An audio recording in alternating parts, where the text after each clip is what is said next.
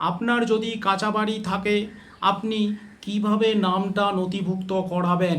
ধরুন আপনার job card নাই, এই সমস্যাটা কিন্তু পশ্চিমবঙ্গে অনেক মানুষের রয়েছে। প্রায় পশ্চিমবঙ্গে লক্ষ লক্ষ জব কার্ড কিন্তু ডিলিট করে দেওয়া হয়েছে। এই সমস্যাটা কিন্তু পশ্চিমবঙ্গের গ্রাম বাংলার মানুষের রয়েছে, যে যাদের জব কার্ড নাই তারা কিন্তু ঘরের জন্য অ্যাপ্লাই করতে পারবেন না।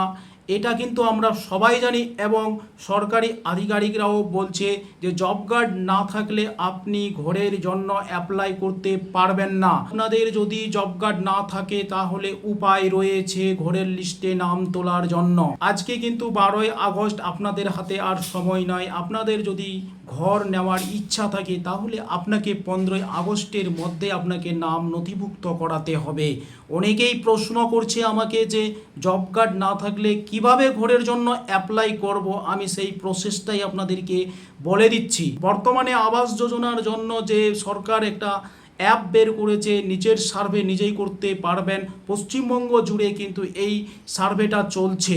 আজকের তারিখ থেকে পশ্চিমবঙ্গে প্রায় সেলফ সার্ভে করে ফেলেছে 2,35,000-এর মতো মানুষ সেলফ সার্ভে করে ফেলেছে। এবার কথা হচ্ছে আপনার জব কার্ড নাই, আপনি সেলফ সার্ভেটা কিভাবে করবেন? সেলফ সার্ভেটা করতে হলে কিন্তু একটা প্লে স্টোর থেকে 2024-এর যে আবাস প্লাস অ্যাপটা রয়েছে সেই অ্যাপটা ডাউনলোড করে নিজের মোবাইলে কিন্তু করতে হবে। আপনি যখনই অ্যাপটা খুলবেন আপনার আধার নম্বর দিতে হবে। আধার নম্বর দেওয়ার পর আপনার নাম দিতে হবে, বয়স দিতে হবে সেই অ্যাপে।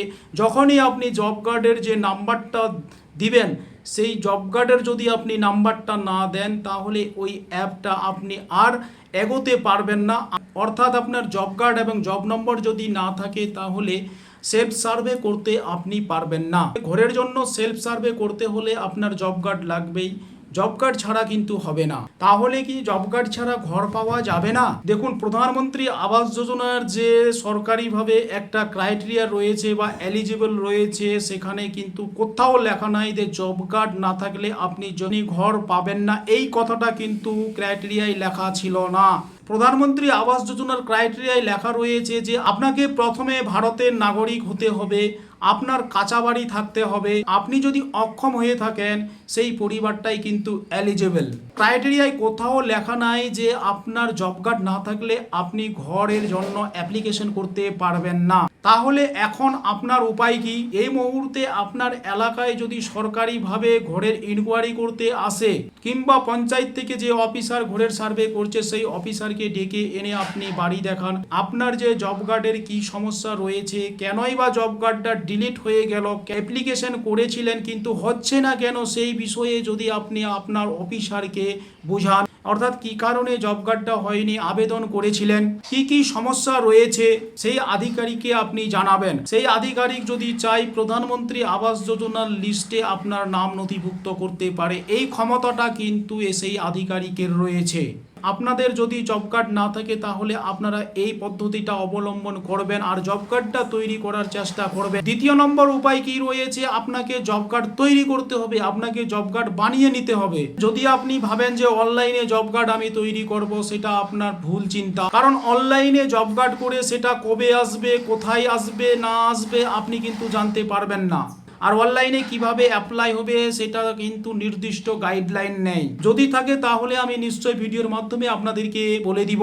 তাহলে আপনারা কিভাবে জব কার্ডটা তৈরি করবেন আমি প্রক্রিয়াটা বলে দিচ্ছি। আপনারা সোজা চলে যাবেন, আপনার যতগুলো ডকুমেন্টস রয়েছে বাড়ির আধার কার্ডগুলো, সেগুলো নিয়ে আপনারা চলে যাবেন আপনাদের নিকটস্থ গ্রাম পঞ্চায়েতে কিংবা ব্লকে গিয়ে যোগাযোগ করবেন যে আধিকারিক জব কার্ড তৈরি করে, তার সঙ্গে কথা বলবেন এবং আপনার সমস্যাটা বলবেন আর সেখান থেকে আপনারা আবেদন করে নেবেন। এই কথাটা কিন্তু শুনতে খারাপ লাগবে। আপনার পঞ্চায়েতে কিংবা ব্লক অফিসে কেউ যদি চেনা জানা থাকে তাহলে আপনার জব কার্ডটি খুব তাড়াতাড়ি হয়ে যাবে। এই সিস্টেমটা পশ্চিম বাংলায় কিন্তু রয়েছে, খুবই খারাপ সিস্টেম। আর আপনার যদি কেউ চেনা জানা না থাকে, আপনি যদি সিস্টেমের মধ্যে পড়ে যান তাহলে আপনার তো জব কার্ড তৈরি করতে বছর কা বছর লেগে যাবে।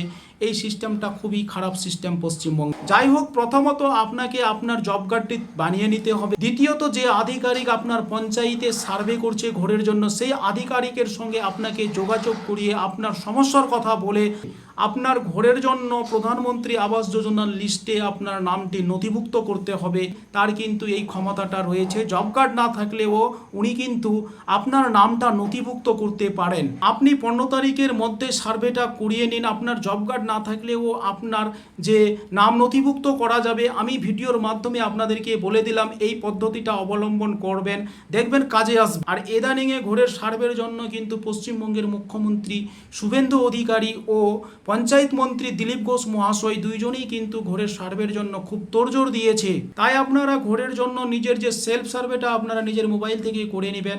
আর যদি কোনো কিছু জানার ইচ্ছা থাকে তাহলে আমাকে কমেন্ট বক্সে কমেন্ট করে জানাতে পারেন। আর এই রকম কেন্দ্র ও রাজ্য সরকারের প্রকল্পগুলোর তথ্য পেতে আমার ইউটিউব জনকল্যাণ তথ্য চ্যানেলটাকে আপনারা সাবস্ক্রাইব করে রাখবেন। আপনারা এই রকম তথ্য আপনারা পেয়ে যাবেন। আপনারা ভালো থাকবেন, সুস্থ থাকবেন, আপনাদের মঙ্গল কামনা করি।